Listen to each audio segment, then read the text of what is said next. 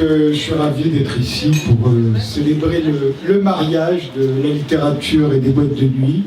Un mariage qui me semble évident, rien que l'expression boîte de nuit d'ailleurs est une expression littéraire. Je suis sûr que c'est un écrivain qui l'a inventé, boîte de nuit, il fallait vraiment y penser.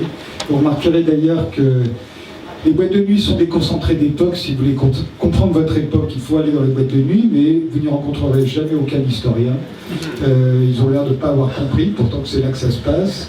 On pourrait croire que ça attire les musiciens, mais aucun musicien n'a jamais chanté les boîtes de nuit. Ils viennent, ils draguent, ils s'en vont. Les cinéastes, une catastrophe, ils ne savent pas filmer les boîtes de nuit. Le seul qui n'a jamais su filmer les boîtes de nuit, c'était Georges Lautner.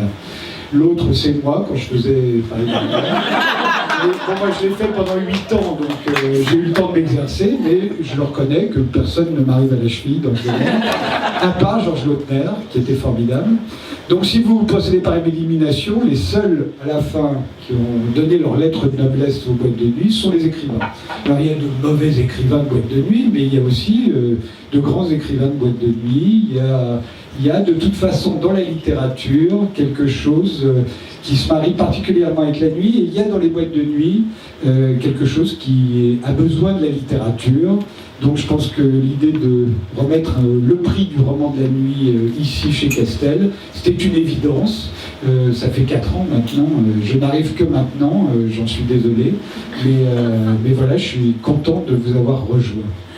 Merci Frédéric.